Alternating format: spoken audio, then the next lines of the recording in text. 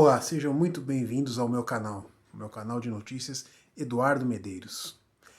Imagine acordar amanhã e descobrir que o PCC e o Comando Vermelho passaram a ser tratados oficialmente pelos Estados Unidos da mesma forma que grupos terroristas internacionais. Não estamos falando apenas de tráfico de drogas.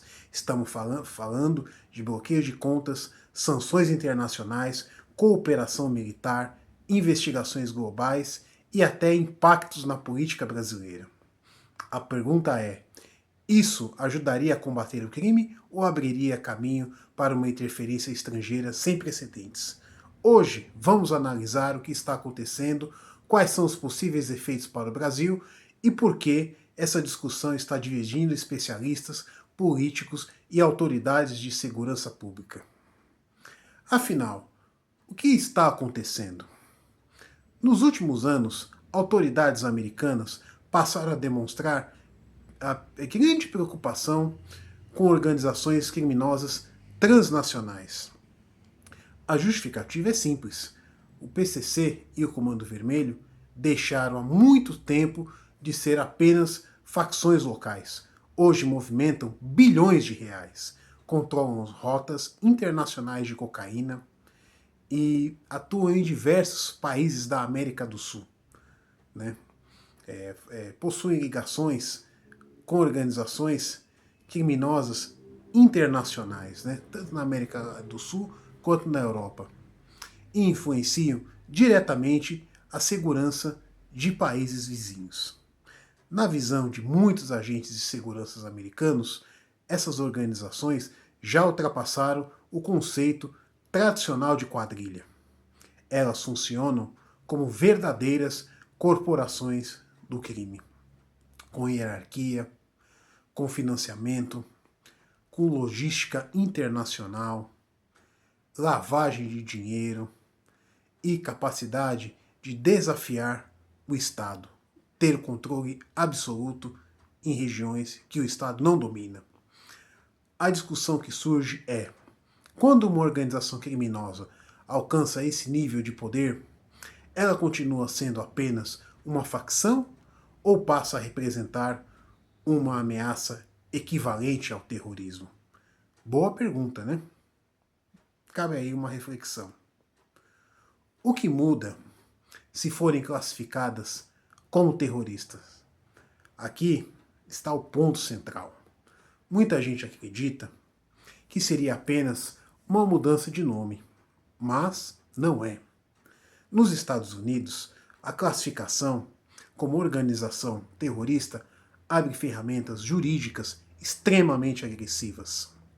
Por exemplo, congelamento internacional de ativos, monitoramento ampliado, sanções econômicas, perseguição financeira global e investigação de quem colabora com o crime, dos colaboradores, bloqueio de empresas ligadas ao grupo, rastreamento de operações bancárias e cooperação internacional muito, mas muito mais intensa.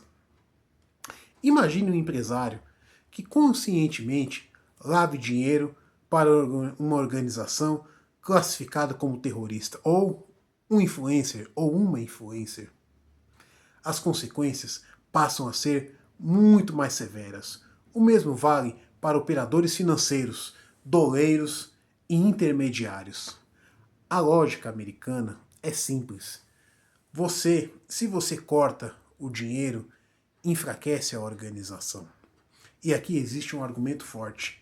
Durante décadas, o combate ao tráfico focou principalmente nos soldados de ponta, naquele traficantezinho ou no bandidinho que tem um fuzil na mão.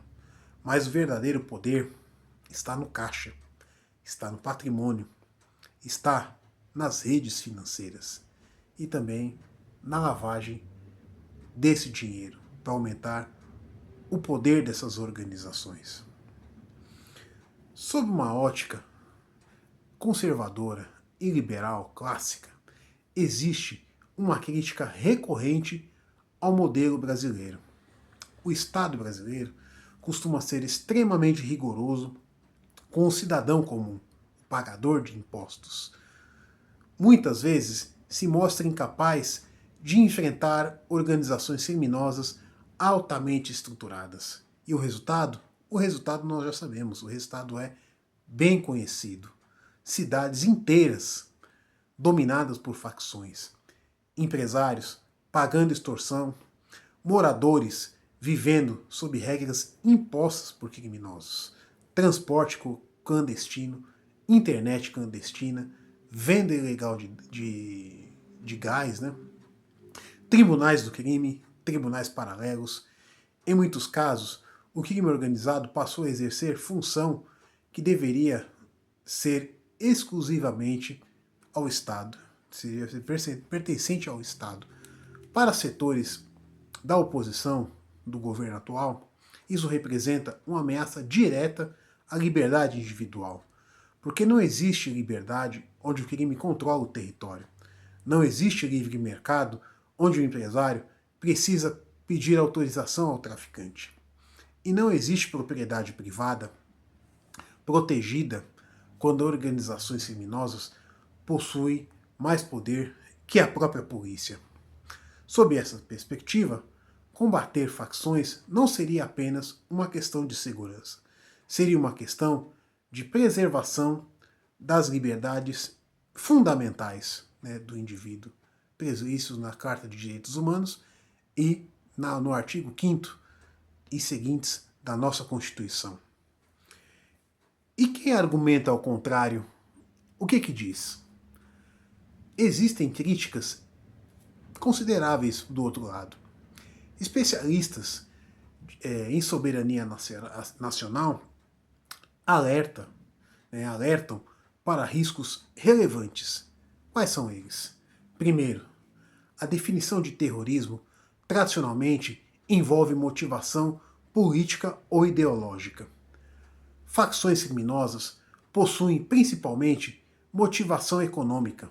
Segundo, uma classificação americana não obriga automaticamente o Brasil a adotar o mesmo entendimento. Terceiro, há receio de que isso amplie excessivamente a influência dos Estados Unidos em questões internas brasileiras. Críticos argumentam que o combate ao crime deve prevalecer sob controle das instituições nacionais. Segundo essa visão, abrindo espaço para uma internacionalização excessiva do problema poderia gerar conflitos diplomáticos e jurídicos. Realmente a preocupação é legítima. Toda nação soberana deve ter cautela a permitir que interesses estrangeiros influenciem em suas políticas internas. Qual é o impacto internacional que isso pode acontecer? Bom, chegamos aqui agora ao aspecto mais importante, o impacto internacional. Caso organizações brasileiras sejam formalmente enquadradas como terroristas pelos Estados Unidos, bancos do mundo inteiro passam a prestar atenção, né? Instituições financeiras são extremamente avessas ao risco. Muitas vezes, apenas a possibilidade de envolvimento já gera bloqueios preventivos. Isso significa o quê? Mais dificuldade para a movimentação internacional de recursos, mais monitoramento de remessas internacionais, mais cooperação policial, mais compartilhamento de inteligência, mais pressão sobre países que servem como rota de drogas. O resultado pode ser uma redução significativa da capacidade financeira dessas organizações, mas também pode aumentar tensões diplomáticas na região, né, por conta desses conflitos, os conflitos que pode gerar. O que isso significa para o Brasil? Independentemente da posição política de cada pessoa, existe um fato difícil de negar. O crime organizado se tornou uma das maiores ameaças ao desenvolvimento brasileiro. Afeta investimentos, afeta turismo, afeta comércio, afeta qualidade de vida, afeta a confiança nas instituições. O Brasil possui um potencial gigantesco, mas nenhum país prospera plenamente quando parte do território está sob influência direta de organizações criminosas. A verdadeira discussão não deveria ser apenas sobre a palavra terrorismo. A pergunta central é: o Estado brasileiro está utilizando todas as ferramentas necessárias para enfrentar essas organizações? Porque enquanto esse debate continua, as facções seguem expandindo seus negócios, expandindo sua influência e expandindo o seu território. E qual que é a conclusão que a gente tira dessa situação? Se os Estados Unidos classificarem PCC e Comando Vermelho como organizações terroristas, estaremos diante de uma mudança histórica. Para alguns, será uma oportunidade inédita de enfraquecer financeiramente o crime organizado.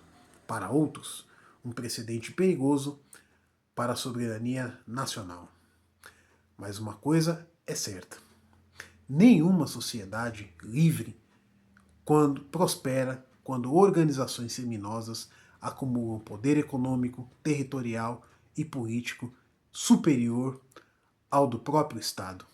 Agora, me diga aí a sua opinião: as facções brasileiras devem ser tratadas como organizações terroristas ou isso abre espaço para problemas ainda maiores? Deixe seu comentário, curta o vídeo e compartilhe essa análise para ampliar ainda mais esse debate. E não esqueça de ativar o sininho e dar um joinha. Até a próxima e espero que vocês fiquem bem e com Deus. Um abraço a todos.